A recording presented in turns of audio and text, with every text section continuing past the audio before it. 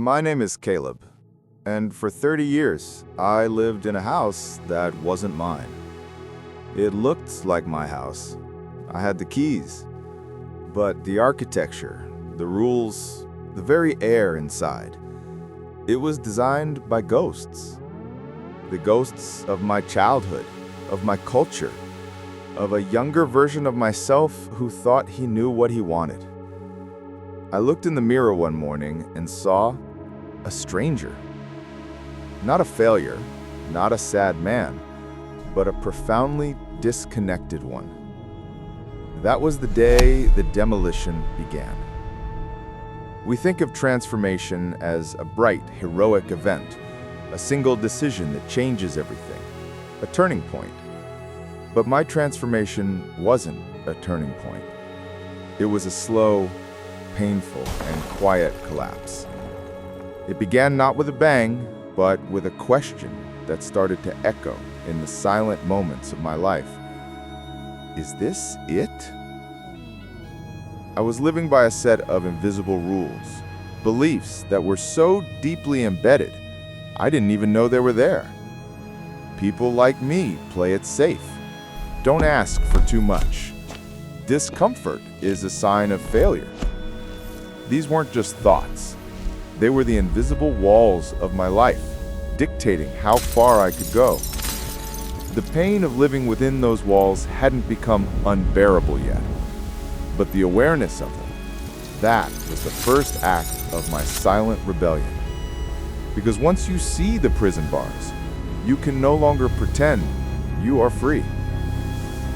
I started to notice my patterns. How I would hold back a creative idea in a meeting out of fear of judgment. How I would say yes when my entire body screamed no. Each observation was like a small crack in the foundation of my old house. I didn't know then that I was physically rewiring my own brain. That every time I consciously challenged an old belief, I was forging new neural pathways, weakening the old ones. I wasn't just thinking differently. I was engaged in a slow, arduous process of neurobiological construction. But it was painful. Every step toward a new version of myself felt like chaos. I decided to wake up earlier to write, something I had always dreamed of. The resistance was immense. It wasn't just laziness. It was my mind, my ego, fighting to maintain its identity. You're not a writer. You're a sensible, stable person. Go back to sleep. My brain was trying to restore its homeostasis, to keep my sense of self consistent. The discomfort was a sign that the old self was losing control. That's when I realized the truth. Real transformation doesn't begin with new habits. It begins with a new identity. I couldn't become a writer while still seeing myself as a man who just had a hobby. The identity had to shift first. So I stopped trying to write, and I started trying to be a writer. I bought a specific notebook. I set up a small writing corner. I told one trusted friend, I am a writer. Once my mind began to align with that new image, the act of writing became natural instead of forced. My transformation was an identity project, disguised as a new habit. But the journey wasn't a straight line. It was a spiral. I would have a week of clarity and progress, followed by a month of doubt and regression. I was living in what they call a liminal phase, the terrifying, uncertain space between who I was and who I was becoming. I had quit my stable job to pursue this new path, and the comfort of the familiar was gone. My brain in this uncertainty was in overdrive. It was rewriting my personal story. I had to tell myself a new story over and over until it started to feel true. I am a man who chooses courage over comfort. I am a man who is figuring it out. I failed a lot. I tried to force my transformation through sheer willpower. I would act confident, while internally, I still believed I was insecure. My subconscious knew I was performing. It knew the old script too well. That's when I learned that transformation requires truth before effort. Radical, painful honesty. I had to stop pretending. I had to sit down and write it all out. I am scared. I feel like a fraud. I miss the safety of my old life. That honesty was like cleaning a wound. It hurt, but it was necessary for healing.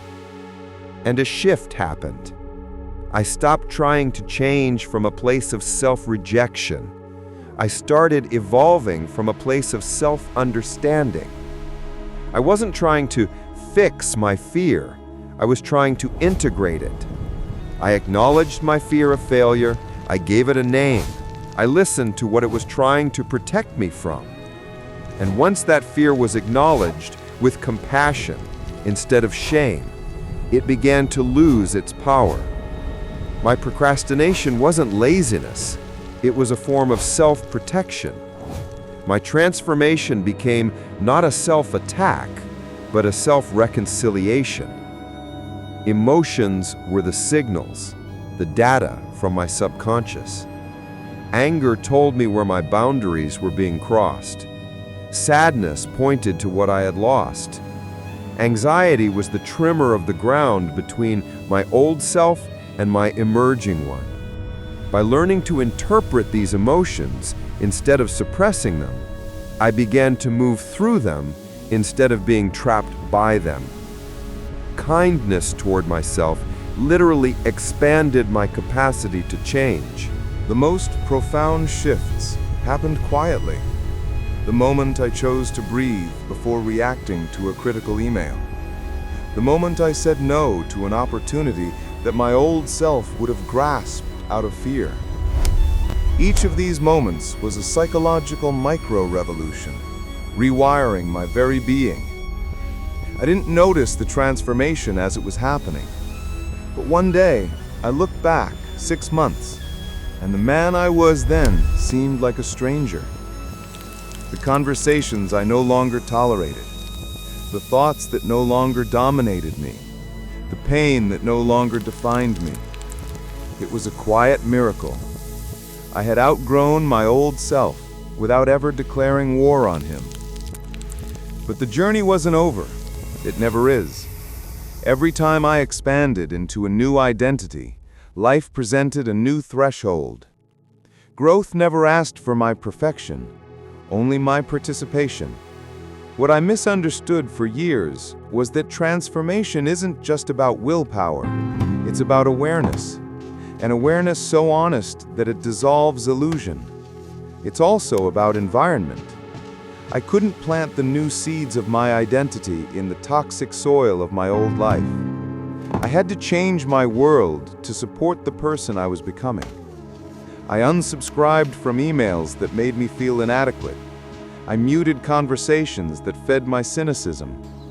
I filled my small apartment with books and art that reminded me of my new truth. Every conversation, every image, every sound was shaping my neural wiring. My environment had to mirror my new identity. But the deepest layer was internal, the belief. Beliefs are not just thoughts. They are instructions your brain gives to your body. When I believed I couldn't change, my very physiology prepared for failure.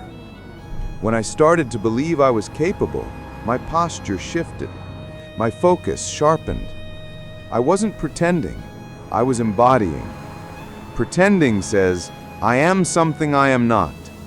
Embodying says, I am learning to live as who I already am beneath the noise. My transformation felt like becoming someone new, but really, it was a process of remembering who I was before fear and conditioning wrote my script. I was shedding a mask, the false self I had built to survive. I started asking, who am I beneath what I was taught to be? That question alone dismantled decades of psychological conditioning. I stopped needing to be right. I stopped trying to prove my worth. I began to observe my thoughts instead of becoming them. The change started to feel less like effort and more like unfolding. It required a quiet, consistent courage. The courage to disappoint the people who were comfortable with the old version of me. Growth looked like loss long before it looked like liberation. But what I lost in comfort, I gained in clarity. The suppressed emotions of 30 years rose to the surface. It was turbulent. The tears, the confusion, the fatigue. These were not signs I was breaking. They were signs the old emotional backlog was finally being processed. Every release created space. And in that space, my relationship with time changed. The future was no longer something I was desperately trying to control. It was something unfolding naturally from the choices I made in the present. I stopped chasing transformation, and in that moment, I began to embody it. My life became a state of continuous renewal. I outgrew without forcing. I learned without trying. I healed without rushing. And in the quiet moments, I understood. Transformation was never about becoming extraordinary. It was about realizing that being ordinary but conscious is extraordinary enough. It's about cultivating awareness, compassion, and truth. It's about aligning your internal world so deeply that your external world begins to reflect it naturally. It's about learning to walk through the unknown without needing guarantees. Because every ending I had survived wasn't an ending, it was an initiation. Every failure was life's way of shaping me into someone capable of greater depth. The person I am becoming is the result of every choice I made to face myself honestly, when it would have been easier to hide. That's what transformation truly is. Not a breakthrough, but a lifelong conversation between the person you've been and the person you're still becoming. It's not glamorous, it's not easy, but it's real. And in the end, that's all that matters. To live a life that is true, aware, and awake enough to say, I didn't just exist, I evolved.